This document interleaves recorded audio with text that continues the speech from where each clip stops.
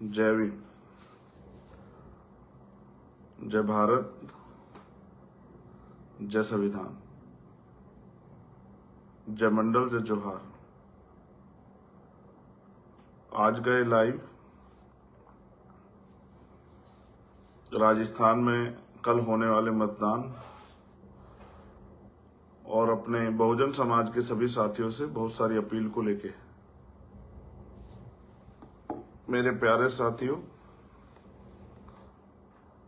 आपसे कुछ देर बाद YouTube के जरिए, Facebook के जरिए आप मेरे इस लाइव को सुनेंगे।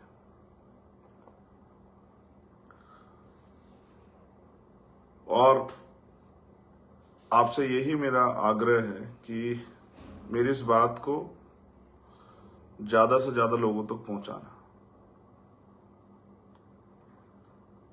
समय समय पे भारत की धरती पर जन्मे सभी संतों, गुरुओं, महापुरुषों को नमन करता हूं।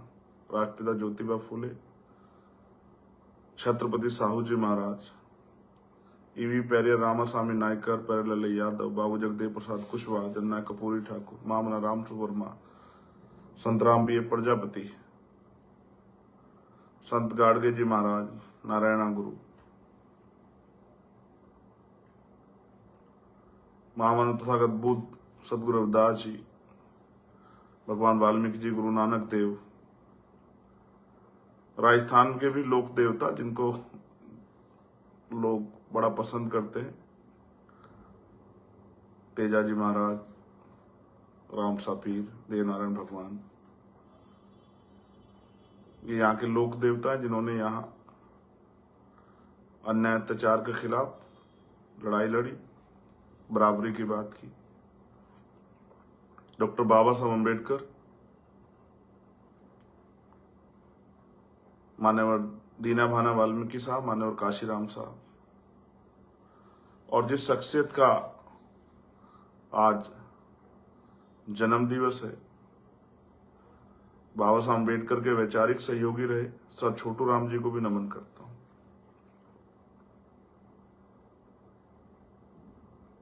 जब एक तरफ देश में आजादी का आंदोलन चल रहा था और किसान, नौजवान, हाशिए पे जो समाज है, जाति के आधार पे जिनको ऊंच नीच की भावना के साथ पीछे रखा गया, जो शोषण के शिकार हुए, उनका नेतृत्व कर रहे थे एक तरफ बाबा साहब अम्बेडकर, एक तरफ सर छोटू राम। क्योंकि हम देश में जाति है, जाति के हिसाब से नेता बनाते हैं, जाति के हिसाब नेता मानते हैं, कर्म के आधार पर नहीं मानते। सर छोटू राम, एक तरफ असहयोग आंदोलन चल रहा, दूसरी तरफ गांधी जी ने कहा कि भाई ये जो स्कूल हैं, मिशनरी स्कूल्स में जाना बंद कर दो, पढ़ाना बंद कर दो अपने बच्चों को। सर छोटू राम इस बात को समझते थे, शिक्षा को वो हथियार मानते थे। उनका मानना था कि जब तक मेरा समाज, मेरे लोग, किसान का, मेरे मेहनतकश लोग ये पढ़े लिखेंगे नहीं, तब तक इनको अच्छे बुरे का ज्ञान ही नहीं होगा, इनकी तरक्की के रास्ते नहीं खुलेंगे। तो उन्होंने अपने लोगों से कहा कि आप अपनी पढ़ाई मत छोड़ो, पढ़ाई का काम जारी रखो, क्योंकि पढ़ाई ही आपके रास्ते खोलने का काम करेगी। और इसी बात को डॉक्टर बाबा साहब अम्बेडकर ने कहा कि शिक्षा श्रेणी का वो दूध है जो पिएगा उसको दहाड़ेगा। शिक्षित बनो। ये जो हमारी वैचारिकी है, इस वैचारिकी को, ये वैचारिकी हमें बल देती है। ये वैचारिकी हमें अपने महापुरुषों के, जिनके मैं नाम ले, वो हमें विचार देते हैं। उनके पास बड़ा अनुभव था, उन्होंने बहुत संघर्ष किया विषम परिस्थितियों में। हमें उनसे सीख लेनी चाहिए किस तरह से हमें अपने आंदोलन को आगे बढ़ाना चाहिए। तो मैं धन्यवाद दूंगा उन सब महापुरुषों का जिनकी वजह से इस देश में लोकतंत्र आया, और जिनके प्रयास से या जिनके विचारधारा पर चल के, जिनके विचारों को मानकर आज हम लोग आगे बढ़ने का काम करें। राजस्थान में परसों चुनाव है, मैं उस पर भी बात करूंगा। कल वोट पड़ेंगे राजस्थान में। लेकिन अभी मैं फर्स्टली बात करूंगा आपसे कि राजस्थान कि इलेक्शन में मेरा इतनी दिलचस्पी क्यों। आप जानते हैं, मैं जब जेल से आया 2018 में, तो सबसे पहली रैली गुड़गांव में, हरियाणा में, और दूसरी रैली हमारी मध्य प्रदेश में ग्वालियर में हुई। उसके बाद मैं कहीं अगर आया तो वो राजस्थान था। राजस्थान को मैंने करीब से देखा। आज भी छुआछूत, भेदभाव, सामंतवाद आपने बहुत कम सुना होगा, लेकिन सबसे ज्यादा घटनाएं राजस्थान में होती हैं। घोड़ी पे बैठने पे घोड़ी रोक देना, अपमानित करना, मूछे रखने पे हत्या कर देना। आपने जितेंद्र मेघवाल का मामला देखा। मटकी छूने पे हत्या कर देना। आज भी कई जगह ऐसी है जहां बराबरी में बैठने का अधिकार नहीं है। अब से ज्यादा समय नहीं हुआ, लगभग 50 वर्षों पहले कुंभाराम आर्य जी, उन्होंने भी यहां किसानों के लिए गैर बराबरी खिलाफ आंदोलन चलाया। आपको जितने अधिकार मिले ये किसने खुश होकर नहीं दिए, इसके लिए संघर्ष करना पड़ा है। जो समाज अपनी तकलीफ को नहीं बताएगा, अपनी तकलीफ पे चर्चा नहीं करेगा, अपनी तकलीफ पे सवाल नहीं खड़ा करेगा, तो दूसरे व्यक्ति को एहसास नहीं होगा कि वो तकलीफ उनके लिए कोई मायने रखती है नहीं रखती। जैसे पूरे राजस्थान में अभी तक भी अमीर लोगों को तो मिल गया है, लेकिन गरीब लोगों को पीने के लिए साफ पानी की व्यवस्था भी पूरे राजस्थान में नहीं हुई। जब राजतंत्र था तो ये सारी ताकत किसके लिए क्या होना, ये राजाओं के हाथ में थी। राजा ने जो कह दिया वो मानना पड़ता था। राजा ने जो आदेश दे दिए वो अंतिम आदेश होते थे। जब लोकतंत्र आया, ये शक्ति, राजतंत्र में तो राज बदलने के लिए तलवारें, भाले, बंदूकें, तोप, तमाम तरह के साम दाम दंड भेद, षड्यंत्र, हत्याएं, हजारों हजार लोगों की जान जाके तब राज बदलता था। लेकिन लोकतंत्र में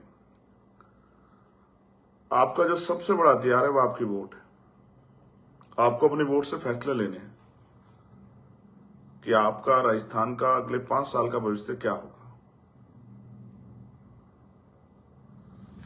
जब मैं जेल से आया तो यहां कांग्रेस पार्टी की सरकार बनी। उसके बाद लगभग 100 से ज्यादा बार मैं यहां आया। मेरा इसलिए राजस्थान से ज्यादा प्यार है कि राजस्थान ने मेरे कंधों पर जिम्मेदारी रखी। 2022 विधानसभा चुनाव के बाद कोई शायद आपसे ये बात ना बताए, मैंने बहुत मेहनत की थी 2022 के विधानसभा चुनाव में। उससे पहले भी हमारे लोगों ने बहुत मेहनत करने के बाद बहुत अच्छे परिणाम नहीं आए, तो मेरा भी मनोबल में थोड़ा सा तकलीफ हुई। जब भी मुझे कोई परेशानी होती मैं अपने महापुरुषों को पढ़ने लगता हूं कि जब उनके साथ इस तरह की समस्या आई तो उन्होंने क्या किया। लेकिन फिर एक घटना घटी जब छोटे भाई जितेंद्र मेघवाल के साथ अन्याय हुआ, और जब मैं उनके परिवार के यहाँ पास पहुंचा तो उनके भाई ने मुझे बताया कि जितेंद्र मेघवाल आपकी तरह मूछे रखता था, और जितेंद्र मेघवाल ये कहता था कि मैं भाई को एक दिन घर लेके आऊंगा। उसका भाई तो उसके घर पहुंचा, लेकिन तब जितेंद्र मेघवाल हमारे बीच नहीं था। एक नौजवान होनहार, जब जाति के आधार पर जो भेदभाव, ऊंच नीच, उसकी वजह से उसकी जान चली गई। आप महसूस करो, एक मां के लिए उसका जवान बेटे की हत्या कितनी बड़ी तकलीफ का मामला है। एक बहन के लिए अपने भाई को खो देना, वो भाई जो उन बहनों का सहारा था, उस परिवार को चलाने वाला था, रोजगार करने वाला अकेला बेटा। बड़े भाई उस तरह का रोजगार नहीं करते। इसको पाल पोस के 9 महीने पेट में रख के बड़ा किया मां ने, खुद गिले में सोई, उसको सूखे में सुखाया, जिसके कंधों पे उस मां को, उस पिता को नाज होगा। जब उसकी हत्या कर दी गई और पूरी ताकत सरकार का संरक्षण अपराधियों के पक्ष में चला गया। तब मैं उनके परिवार के बीच पहुंचा हमारे नेताओं के साथ। बहुत प्रयास के बाद सरकार ने जो वादे किए, उनको वादा कर को भी पूरा सरकार नहीं कर पाई। हमने जो मांगे रखी थी, 50 लाख रुपए का मुआवजा परिवार को मिले, एक सरकारी नौकरी मिले, कुछ नहीं हुआ। वहीं उसके उलट कन्हैया के साथ जब ये हुआ, इस तरह की उसकी हत्या हुई, तो उसके दोनों बच्चों को नौकरी की व्यवस्था और उनको 50 लाख रुपए या 1 करोड़ रुपए का मुआवजा मुख्यमंत्री जी ने दिया। फिर इंद्र मेघवाल की मटकी छूने पर हत्या हुई और आपने देखा उसके पिताजी की एक वीडियो वायरल हुई कि वो उसको लेके जा रहे थे हॉस्पिटल और उससे पूछ रहे थे, उसकी आंखें सूजी हुई थी। मैं घर में था उस दिन, मेरे अच्छी तरह याद है, और मैंने एक बार इंद्र मेघवाल की तरफ देखा और एक बार अपने बेटे की तरफ देखा कि अगर काश मेरे बेटे के साथ ऐसा किसने किया होता तो मैं बाप होने के नाते क्या करता।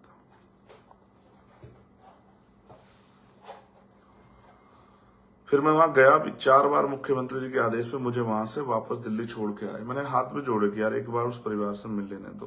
वो उम्मीद करके बैठा। उन्होंने मुझसे फोन पे कहा कि भाई आपको आना है, मुझे जब तक न्याय नहीं मिला जब तक आप नहीं आओ। फिर मैं बचते बचाते किस तरह चला भी गया, लेकिन सरकार ने जो रवैया अपनाया वो अच्छा नहीं था।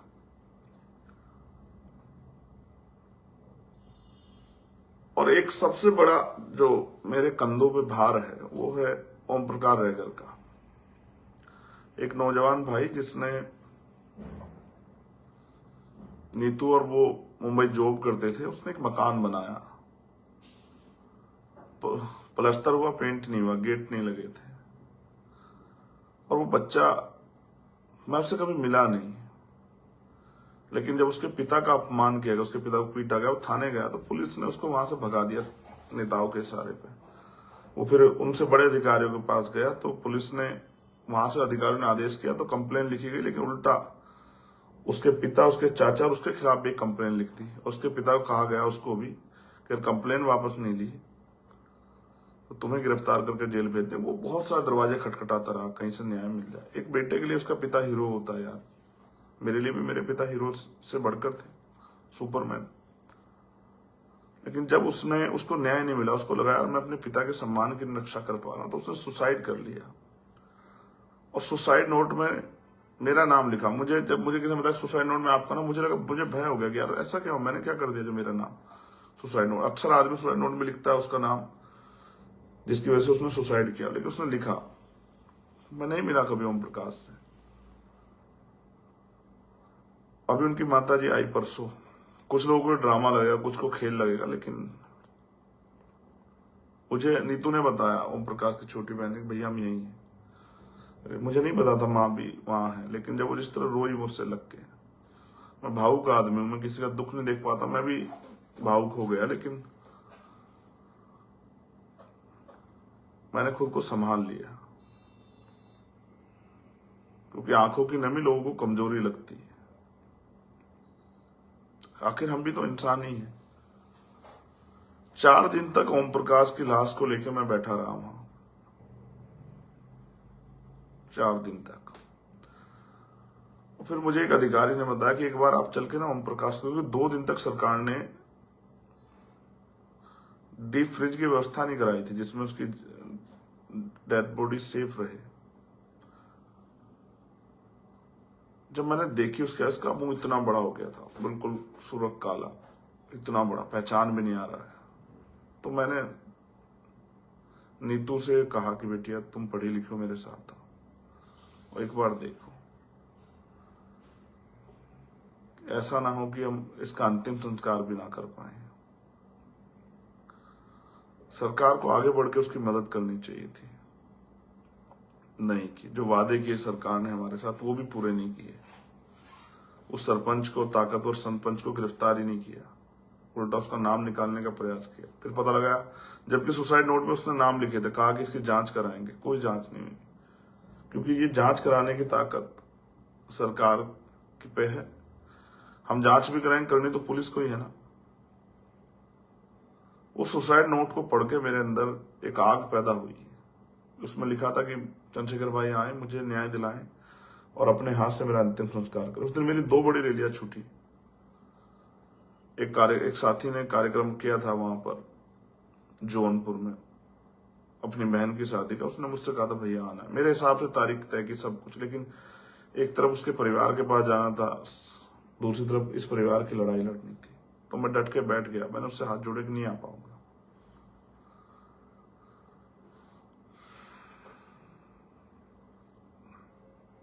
कुछ चीजें आपके ऊपर जिंदगी भर असर छोड़ जाती हैं, कुछ घटनाएं।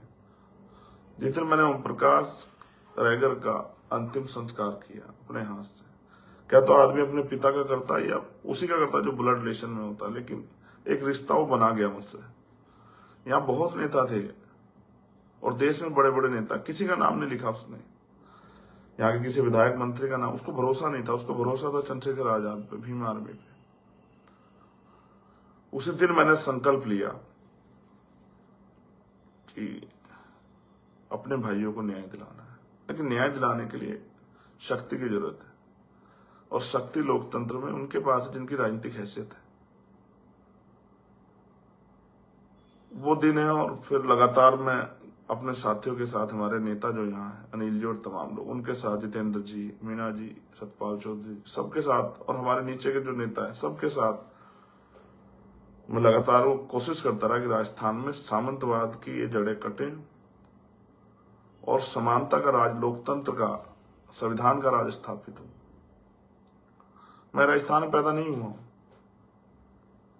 यहां से कई सौ किलोमीटर दूर पैदा हुआ।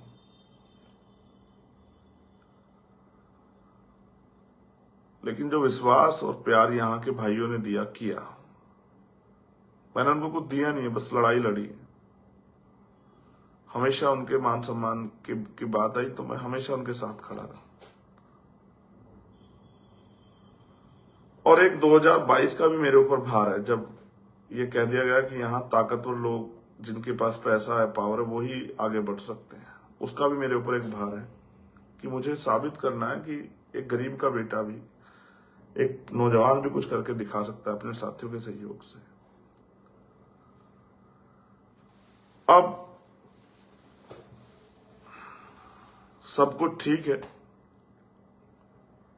यहां हमारे साथियों ने बहुत मेहनत की। जब हनुमान बेनीवाल जी से गठबंधन की बात चली तो जो भी उनके खिलाफ चीज थी मैंने सब पे बात की है, लेकिन उन्होंने मुझे आश्वस्त किया और सब चीजों के विषय में बताया कि किसने कब क्या क्या किया और उन्होंने क्या क्या किया। मुझे लगा कि इस व्यक्ति में शक्ति है, क्षमता है कुछ करने की, और मेरे अंदर भी क्षमता है कुछ करने, कुछ करके दिखाने की। और हम अलग अलग लड़ेंगे तो शायद ऐसे परिणाम, मिलकर लड़े तो परिणाम अच्छे आ सकते हैं। फिर ये अलायंस हुआ और फिर बहुत सारी चीजें शुरू हुई। जब हमने पहले किया, लोग हमारा मजाक बना रहे थे, लोग कह रहे थे कुछ नहीं होगा, यहाँ तो बीजेपी कांग्रेस ही 2 ही पार्टियां, तीसरी का कोई मतलब नहीं, अगर किसी का कोई विधायक उधर जीतता है तो इधर ही आना है उसको। लेकिन ये जन भावनाएं कहिए, ये आपका प्यार, आशीर्वाद, ये आपके अंदर जो एक मनोबल आपका कमजोर था कि भाई बीजेपी कांग्रेस से विकल्प है, 5 साल कांग्रेस बीजेपी से पिटे तो कांग्रेस को वोट दे, कांग्रेस से पिटे तो बीजेपी को वोट दोगे, उनको एक विकल्प मिल गया जो बेस वोट पे है, दलित और किसान जातियां। और क्योंकि मैंने सिर्फ दलितों के लिए काम नहीं किया, सीएन पर एनआरसी में मुस्लिम भाइयों के सम्मान की रक्षा की, उनको अकेला नहीं छोड़ा, किसान भाइयों के आंदोलन में उनकी मदद की, पहलवान बहनों के आंदोलन में उनकी मदद की, गुर्जर समाज के अपने भाइयों का भी मान सम्मान को कमजोर नहीं पड़ने, उनकी रक्षा की, गोली तक खाई।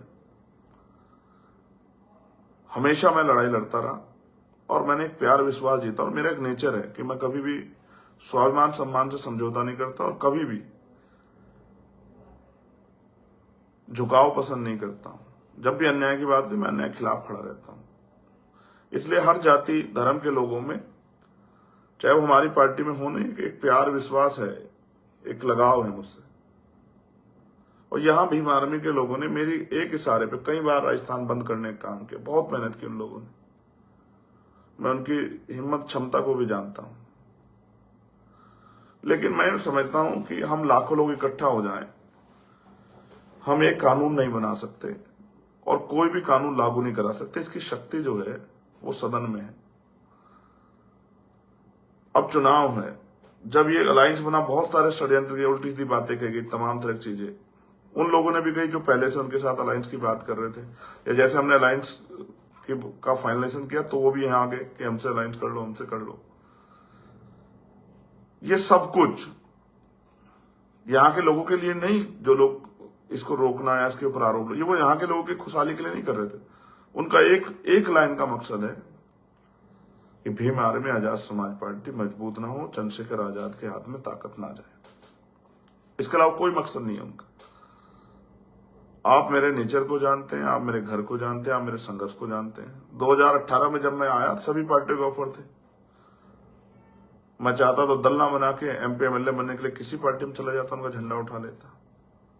राजस्थान में भी मैं एमपी एमएलए का चुनाव लड़ नहीं रहा हूं व्यक्तिगत, लेकिन यहाँ का दर्द तो मेरा ही दर्द है ना। यहाँ मुझे परिवार से ज्यादा प्यार मिला, मेरे भाइयों द्वारा, मेरी बहनों द्वारा, माओ द्वारा। मेरे याद है ना, संविधान बच्चा यात्रा में हम जा रहे थे, वो गाड़ी के आगे खड़ी होगी महिलाएं, नहीं जाने नहीं देंगे, पहले हमसे मिलो, हम इंतजार कर रहे हैं।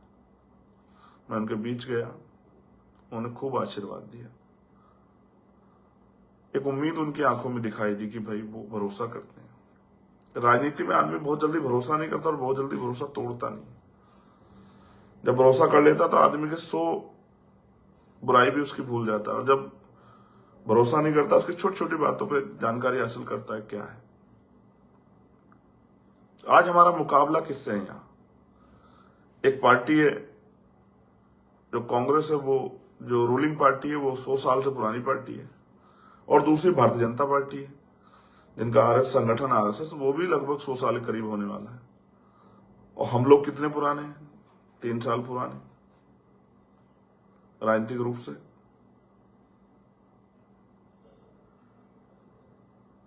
कोई कहता है आप किसी कमजोर कर रहे हो। मैंने किसी कमजोर नहीं किया। 2018 में आपने कितनी ताकत यहां बनाई आप बेहतर जानते हैं। जो लोग इस बात कहते हैं 2022 में आपने यूपी में कितनी ताकत बनाई आप बेहतर जानते हैं। मेरी लड़ाई आपसे है ही नहीं। मुझे तो पता, आज नहीं तो कल आपके जो साथ जो लोग काम कर रहे हैं उनको मेरे साथ आना ही आना है, क्योंकि मैं पिछले आंदोलन में जो गलतियां उनसे सीख लेके आगे बढ़ रहा हूं। मैं विश्वास से कहता हूं बहुत जल्द उनको मेरे साथ आना, आशीर्वाद देने, सहयोग करने, और अगर सच में महापुरुषों के आंदोलन को आगे बढ़ाना चाहते हैं। मेरी उनसे कोई लड़ाई नहीं, मैं कभी उनके खिलाफ कोई बात नहीं करता हूं। वो अलग बात है कि राजनीतिक विरोध कांड वो हमेशा मेरे खिलाफ, भीम आर्मी आजाद समाज पार्टी के खिलाफ कुछ ना कुछ करते रहते हैं। कभी कहते हैं ये बेकार का संगठन, कभी कहते हैं फलाने से प्रभावित है, और फिर इनका व्यक्ति को इनके दल में जाता है एकदम ले भी लेते हैं। जैसे हमारे यहाँ हमारे जिलाध्यक्ष थे तिजारा में, वो चले गए, उनको तत्काल ले लिया, टिकट भी दे दिया। उससे पहले वो भीम आर्मी के थे तो वो विरोधी दलों के होते, इनके दल में चले गए। तो जैसे सर्टिफिकेट है ना, आप सेकुलर हो या नहीं, अगर आप कांग्रेस के मेंबर नहीं तो आप सेकुलर नहीं हो, आप भाजपा के मेंबर नहीं तो आप हिंदू नहीं हो। जो भाजपा में वही हिंदू, बाकी सब धर्म विरोधी है। और जो बीएसपी में नहीं हो, बहुजन समाज का ईमानदार से काम नहीं कर सकता है, उनका ये मानना है। ये जो सर्टिफिकेट वाली चीजें है ना, ये सर्टिफिकेट वाली चीज चल ही नहीं सकती। ह्यूमन नेचर है, मनुष्य कभी, बुद्ध कहते हैं ना, जिंदा व्यक्ति कभी बदल सकता है। प्रमाण आपके सामने, परिणाम आप देख लेना। पिछला आंदोलन बहुजन से सर्वजन हो गया, ये प्रमाण है। वही कांग्रेस, जब जिसने दलित पिछड़ों की बात नहीं की, उनके नेता आज कहते हैं कि जिसकी जितनी आबादी उसको उतना हक मिलना चाहिए, जातिगत जनगणना होनी चाहिए, जबकि उन पर मौका था, उन्होंने करा ही नहीं। भारतीय जनता पार्टी के लोग बाबा साहब अम्बेडकर के जीवित रहते हुए, आरएसएस के लोगों ने उनकी अर्थी निकाली, आज बाबा साहब की पोस्टर लगा रहे हैं, आज को उनकी जयंती मना रहे हैं। अपने अपने राजनीतिक फायदे को ध्यान में रखते पार्टी अपने अपने काम करती रही, लेकिन अब उन लोगों से मुकाबला, उनके पास धन बल है, बाहुबल है, मीडिया उनके पास है, वो लंबे समय से राजनीति करते हैं, खूब षड्यंत्र भी कर रहे हैं जितने कर सकते हैं। अब आप ये सोचो, हमारी इतनी बड़ी बड़ी रैलियां यहां हुई, कितनी रैलियां दिखाई उन्होंने टीवी पे, जो मेन स्ट्रीम मीडिया है देश का। बायतू की रैली कितनी बड़ी थी, कोलायत की, लोहावट की, विराटनगर की, बानसूर की, महुआ की, दौसा की, परबतसर की, भोपालगढ़ की कितनी बड़ी बड़ी रैलियां थी, एक भी नहीं दिखाई। क्यों नहीं दिखाई भाई? अब आप ये भी समझो, जो हमारे साथी थोड़ा सा परेशान होते हैं उनको भी बताता हूं। मोदी जी के पास अपने साधन है, हेलीकॉप्टर है, बड़े बड़े साधन है, वो चाहे तो एक दिन में 4 सभा कर सकते हैं। कांग्रेस के पास भी है, बीएसपी के पास भी है, और दलों के पास भी है। अब हम भी चुनाव लड़ रहे हैं। राजस्थान क्षेत्रफल की दृष्टि बहुत बड़ा, अगर हम साधन नहीं जुटाएंगे, हमें एक रैली से दूसरी रैली में जाने में 1 दिन का समय लगेगा। अब आप सोचो कैसा इसको जैसे मान्यवर काशीराम कहते हुए, लोकतंत्र भारत में लोकतंत्र नहीं है, ये धनतंत्र है, पैसे के आधार पे। इसका उदाहरण समझो भाई, समय तो वही है, इतने दिन का प्रचार का। 23 तारीख को 5 बजे प्रचार बंद हो गया, मेरे लिए भी उसमें बंद हो गया, लेकिन उनके पास साधन है, वो तो जा सकते हैं। मेरे लिए कोई 2 महीने का टाइम थोड़ा दे रहे कि भाई आपकी पार्टी नहीं है, आपकी पार्टी साधन नहीं, तो आप 2 महीने और प्रचार कर लो, आपका वोट 2 महीने बाद पड़ जाएगा। ऐसा तो नहीं है, वोट तो उसी दिन पड़ेगा हर विधानसभा में, इस दिन और पार्टी को पड़ेगा। लेकिन मेरे पास क्या है उस तरह के साधन? ये तो धन्यवाद हो भाई हनुमान जी बेनीवाल का, कि उनका समाज बड़ा सक्षम है, उन्होंने उनको थोड़े साधन दिए, उस आदमी ने प्रयास किया तो हम ज्यादा लोग सभाएं कर पाए। मीडिया हमारी बुराई तो दिखा सकता है, अच्छा ही नहीं दिखाएगा, कमियां ढूंढता रहेगा, कोई कमी मिल जाए। आप सोचो, नए लोगों के लिए राजनीति करना कितना मुश्किल है, हर तरफ से।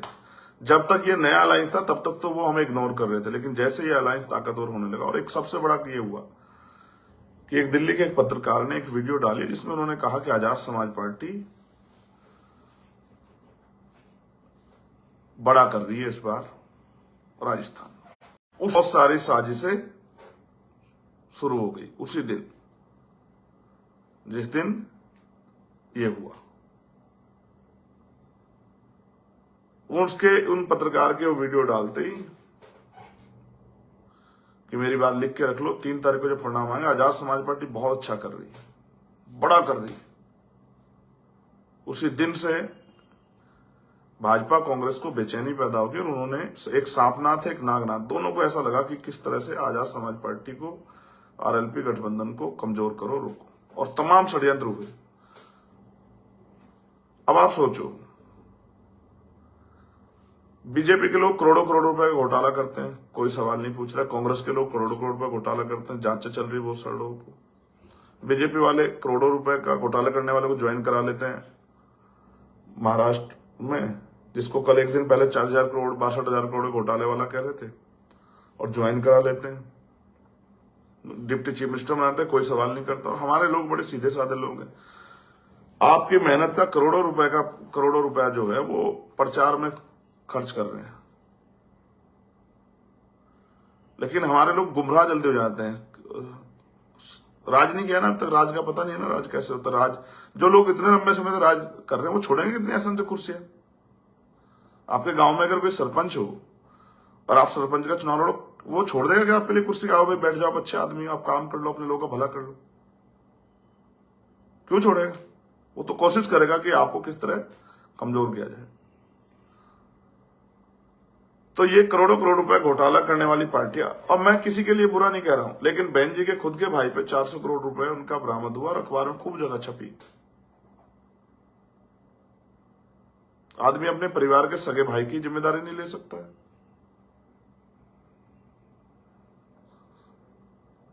ये सारी चीजों को हमें समझना पड़ेगा। यहां एक हॉट सीट है तिजारा, वहां यूपी में बाबा योगी आदित्यनाथ और यहां बाबा बालकनाथ है, वो वहां लड़ रहे हैं। वहां हमारे प्रत्याशी उद्यमी पोसवाल, कांग्रेस के प्रत्याशी हैं दूसरे एक और साथी, और वहां हमारा प्रत्याशी उनको टक्कर दे रहा है, वो उनके लिए मुसीबत बना हुआ है। खूब प्रयास किए उसको कमजोर करने के, खूब साजिशें की। वहां बीएसपी के भी प्रत्याशी थे, उन्होंने भाजपा को समर्थन दे दिया। हमारा प्रत्याशी, उसके ऊपर मुसीबत आ रही है, उसकी 2-3 जो उसकी कंपनियां थी उनको बंद करवा दिया, बहुत सारी चीजें उसके खिलाफ की गई, लेकिन वो लड़ रहा है, हिम्मत से लड़ रहा है। और पूरे राजस्थान में जाहिर हो गया कि चंद्रशेखर आजाद और आजाद समाज पार्टी, हमारे लीडरों की मेहनत कामयाब हो रही है। हम बानसूर, तिजारा, विराटनगर, मुंडावर, थानागाजी, भरतपुर नगर, दौसा, महुआ, गंगापुर सिटी, जैतारण जीत रहे हैं। अब इनको लगा कि अगर ये खड़ा हो गया अपने पैरों पे तो ये तो पूरे देश के बहुजन समाज को इकट्ठा कर लेगा, तो इसको रोको। और रोकने के जिसकी बुराई, जिसको रोकने का कोई रास्ता नहीं, उसकी बुराई की जा सकती है, इसके अलावा कोई तरीका उनके पास नहीं।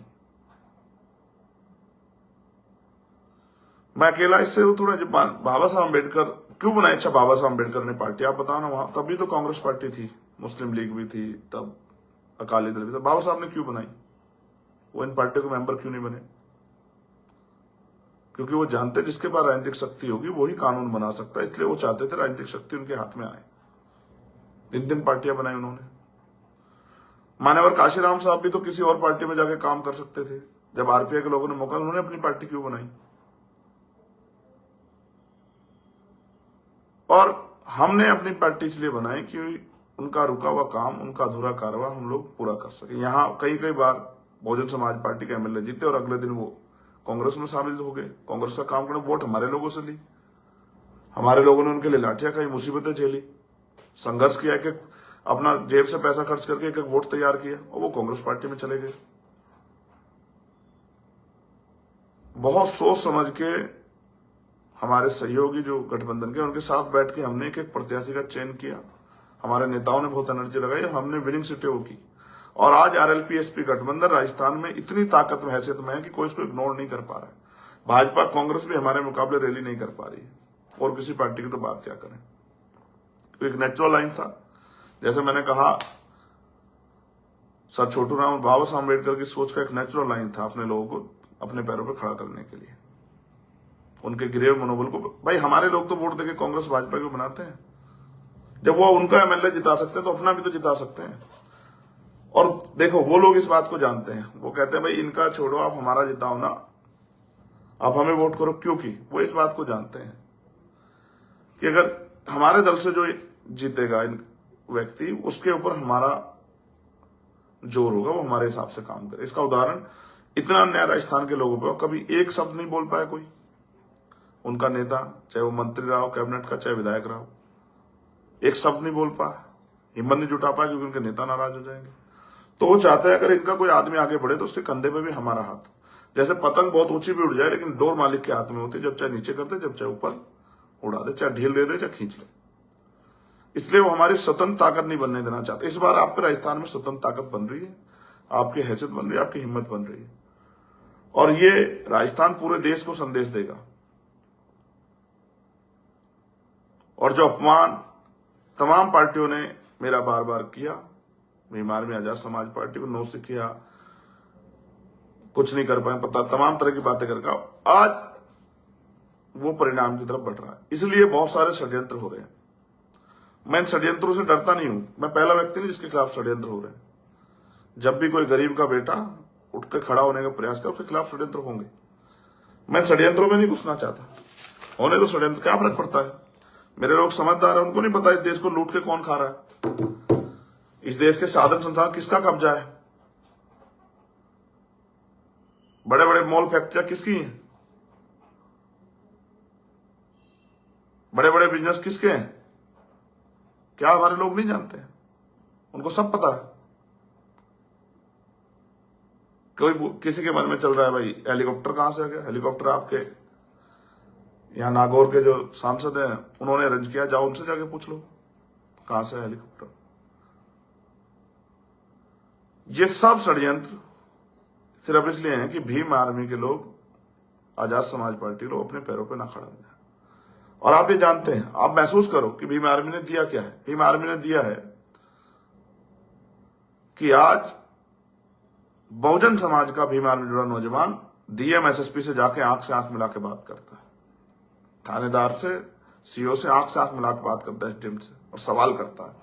और जिन घटनाओं को गांव में दबा दिया जाता, आज वो जाके उन घटनाओं पे न्याय के लिए लड़ता है। जिन लोगों को कल लगता था कोई इनके खिलाफ बोल नहीं पाएगा, आज उनको लगता है उनके खिलाफ लोग मुखर हो रहे हैं। ये दिया है भीम आर्मी ने।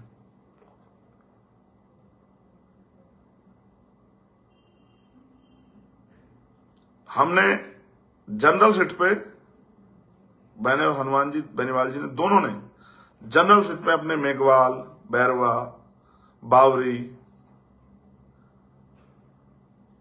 रैगर, जाटव, तमाम समाज के जो वंचित वर्ग की जातियां, प्रजापति, सबको टिकट दिए। ज्यादा ज्यादा टिकट हमने उन नौजवानों को दिए जो संघर्ष कर रहे हैं कि आओ भाई लड़ो, जिनको कोई प्लेटफॉर्म नहीं दे रहा, क्योंकि सब कुछ धन पे आधारित है। और इसी साधनों से हमने उन गरीब भाइयों का भी प्रचार किया जो बेचारे साधन विहीन है, कि वो भी आगे बढ़े। यही विरोधी दलों को, जिनके आज अब तक हमारे लोग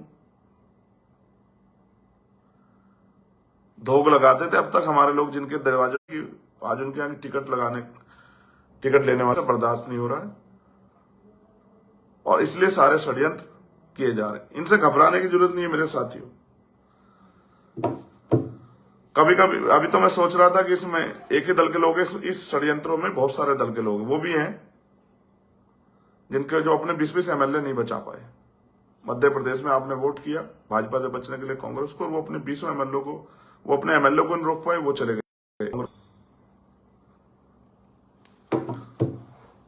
वो भी लोग शामिल हैं, लेकिन इससे घबराने की जरूरत नहीं है मेरे साथियों। ये सब चीजें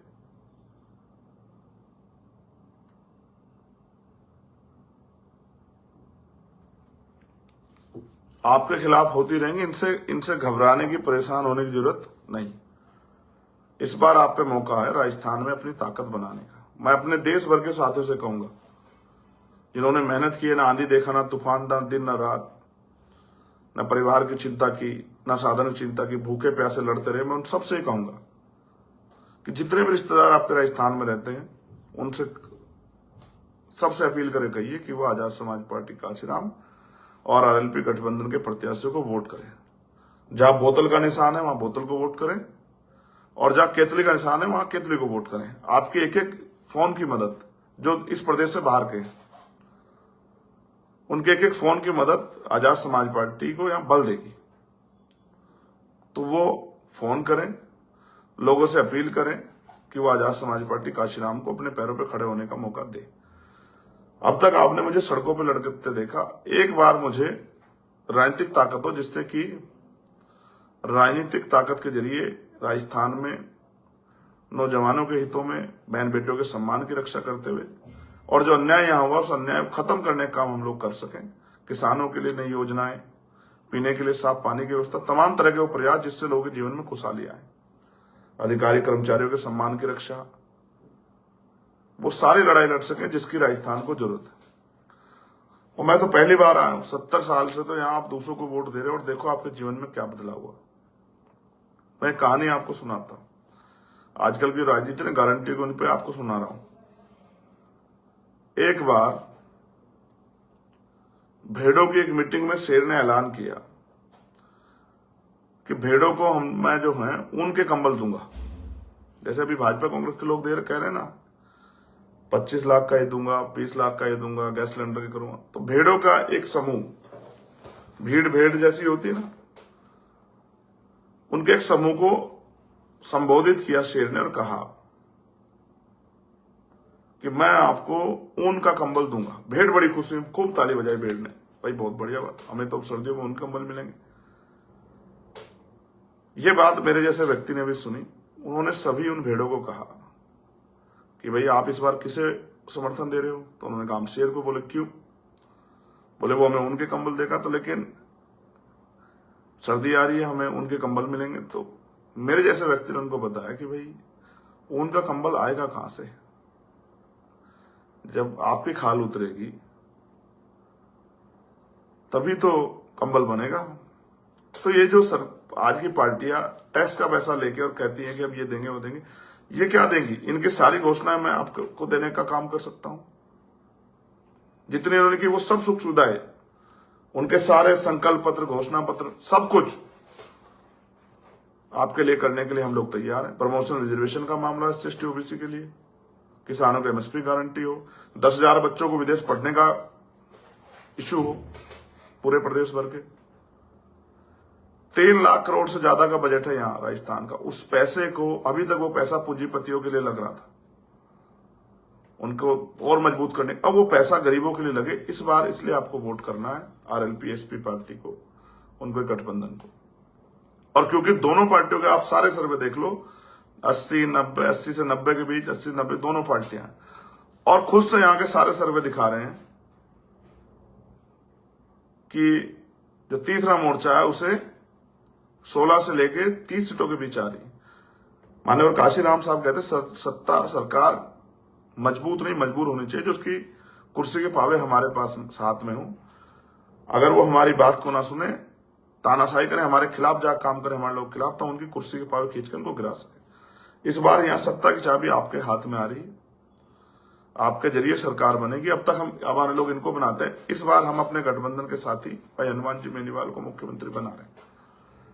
और फिर आपके जीवन में कि जो जितने भी अंधियारे हैं उनको दूर करने का काम करें। और जितना अन्याय पूरे राजस्थान में अब तक हुआ है, एक एक कॉपी निकलवा के, हर घटना की दोबारा जांच करा के, चाहे उसमें अधिकारी कर्मचारी समझ, चाहे कोई गुंडा बदमाश या कोई सरकारी आदमी या कोई नेता, सब पे कार्रवाई करेंगे। नौजवानों को रोजगार देंगे, सारा बैकलॉग भरेंगे, हर क्षेत्र में इंडस्ट्री लगा लगा के बहन बेटियों को सम्मान रक्षा करते वहां रोजगार देंगे। किसी बहन बेटी की तरफ आंख नहीं उठेगी, किसी का अपमान नहीं होगा, किसी का रेप हत्या बलात्कार नहीं होगा, उनके सपने नहीं कुचले जाएंगे गरीबी के कारण। हर चीज पे काम करेंगे, लेकिन उस अवसर की तलाश के लिए हम लोग राजस्थान में काम कर रहे हैं। बहुत तरह से आपको अब कुछ नहीं रास्ता बचेगा। आज और कल खूब पैसे बटेंगे कि मेरी एक एक वोट को कमजोर तोड़ा जाए। मेरे पास आपके अलावा कुछ नहीं है। मैं आपसे बस यही अपील करूंगा, मैंने कभी दिन ना रात 16 महीने जेल काटी, कभी कोई शिकायत नहीं की। 2 बार दिल्ली में NPR NRC NPR लाठियां खाई, पैरों के नखून खींच लिए, 250 लाठियां मारी।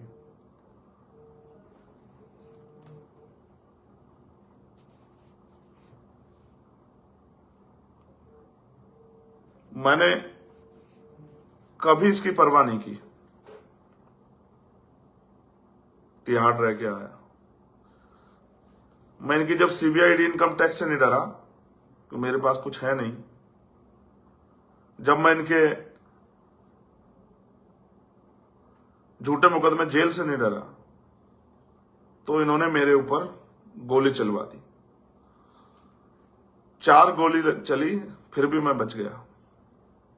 मैं इनकी राह में कांटा हूं। आप कांग्रेस को वोट दोगे, साहब कहते थे अगर हमारे लोग पंजे को वोट देंगे तो पंजे वाले ताकतवर होंगे, अपने लोगों के लिए काम करेंगे।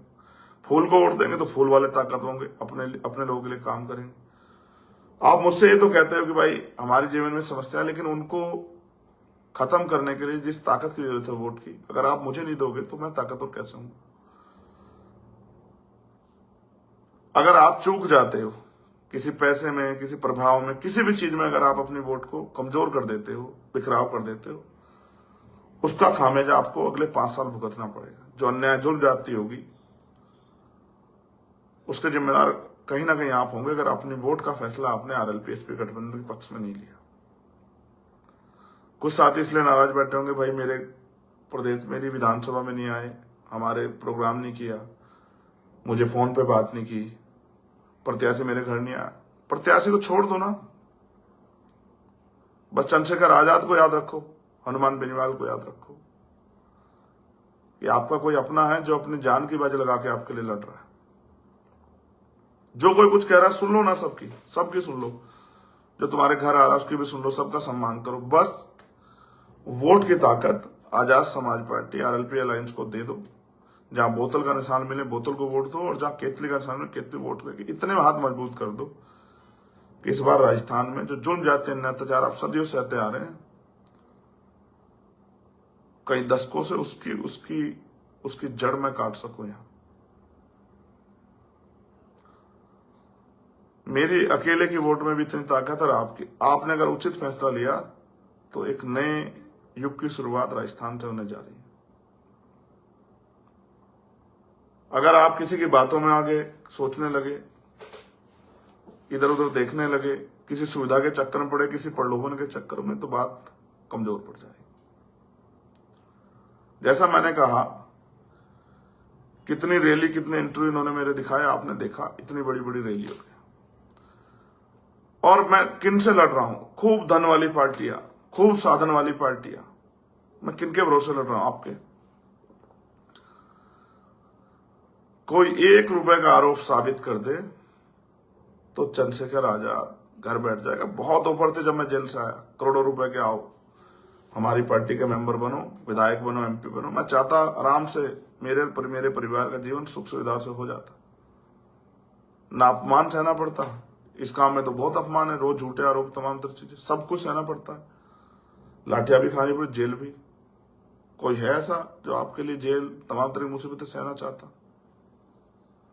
क्योंकि दिल में आग लगी है कुछ करके दिखाने की। और आप जब बहन बेटियों से मिलता हूं ना,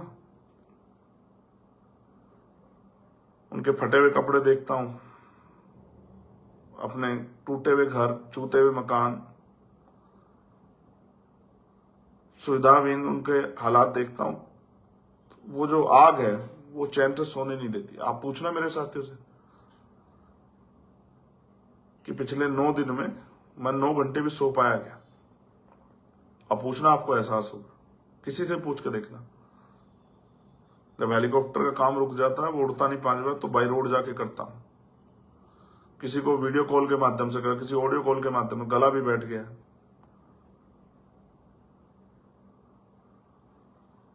अब आप प्रदेश के जितने हमारे साथी हैं भीम आर्मी आजाद समाज पार्टी के, किसी के चक्कर में मत पड़ो। आरएलपी एसपी को वोट देके उसको ताकतवर बनाओ और मेरे संदेश को हमारे लोगों तक पहुंचाओ, माओ तक, बहनों तक। अपने बूथों को मजबूत करो, अपने बूथों की जिम्मेदारियां संभालो और जम के वोट करो। अपना वोटिंग परसेंटेज बढ़ाओ। जो बाहर यहां से दूर है उसको बुलाओ, उसको बताओ वोट बहुत जरूरी है, देनी अपने भाई की ताकत बनाने के लिए। जैसा प्यार आपने मुझे रैलियों में दिया, बस अब वो वोट की ताकत से भी उसको आगे बढ़ाओ। आरएलपी एसपी का जहां भी उम्मीदवार हो, उनको जिताने का काम करो, वहां किसी और पार्टी के बारे में मत सोचो। और इनको जो धन्ना सेठों की पार्टी है, ताकत, उनको भी जवाब दो। जब मैं नहीं था, जब आप पे, और राजस्थान के लोगों से भी कह रहा हूं, जब आप पे विकल्प नहीं था, आपको भाजपा कांग्रेस देना, अब तो विकल्प है ना, विकल्प को वोट दो, फिर देखो कैसे बदलाव होता है। मुझे ओम प्रकाश रेगर को न्याय दिलाना है। जितेंद्र मेघवाल, इंद्र मेघवाल, तोला गुजर को, कोजाराम मेघवाल को, पूर्ण रेगर को, ओम प्रकाश जाट को, पुष्कर नागर को, सबको न्याय दिलवाना है। अगर राजनीतिक शक्ति नहीं हुई तो वो काम देरी की तरफ चला जाएगा।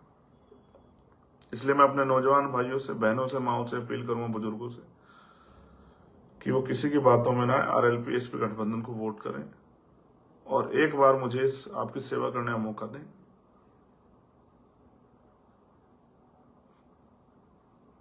जो इस लड़ाई को लड़ने के और हमारे जो हौसले वो मजबूत हो जाए।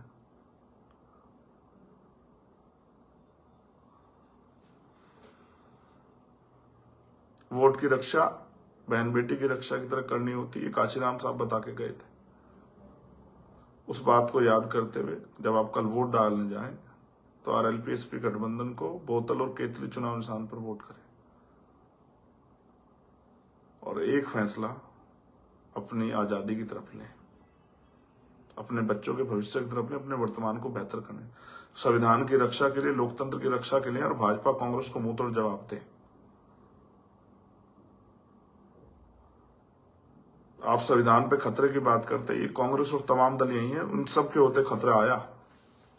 मैं तो राजनीतिक रूप से इतना ताकतवर नहीं बनाया अभी आपने, लेकिन इस बार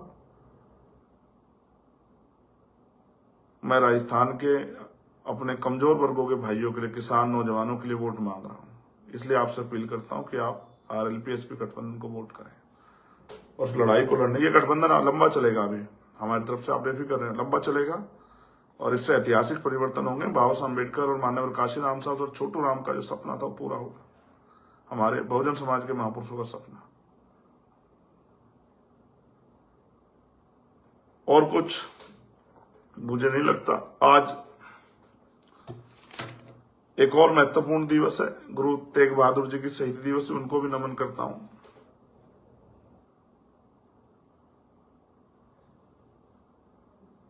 चुनाव के बीच में मेरे परिवार में दो तकलीफ हुई, एक तकलीफ एक खुशी। आज कल मेरे सगे चाचा के बेटे की शादी थी, मैं नहीं गया। परसों मेरे बहनोई के छोटे भाई मेरे साथ थी, मेरे परिवार के सदस्य की जान चली गई, 34 साल के थे, मैं नहीं गया, मैं राजस्थान में डटा रहा। मैं भी इंसान हूं, मेरा भी मन करता होगा, लेकिन जब आपके स्वाभिमान सम्मान और आपके हितों की रक्षा की बात आती है, मैं कभी सोचता नहीं हूं। आपसे भी उम्मीद करूंगा कि इस बार आप मेरा साथ देके मेरे हाथों को मजबूत करेंगे। और बहुत कुछ मेरे पास कहने के लिए नहीं, उम्मीद है 3 तारीख को मेरा जन्मदिन है, इस बार राजस्थान मुझे जन्मदिन का तोहफा जरूर देगा और मुझे इस लड़ाई को लड़ने का अवसर देगा। आपने सभी नेता को आजमा लिया, हर बार ठगे जाते हो। वोट में पहली बार राजस्थान से मांग रहा हूं, वो भी इसलिए कि आपके जीवन में एक नया उजाला आ सके, आपको ताकत मिल सके, आपके स्वाभिमान सम्मान की रक्षा हो सके, जो जुल्म जाति आपके साथ होती है, जाति के नाम पे जो उत्पीड़न होता है वो बंद हो सके। बहुत बहुत धन्यवाद।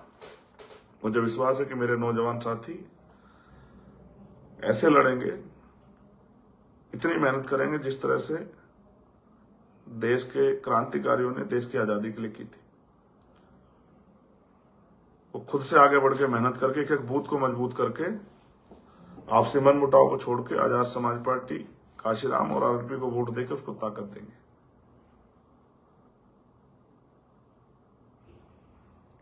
जय भीम, जय भारत, जय संविधान, जय मंडल, जय जोहार। आप सभी के लिए मंगल कामनाएं।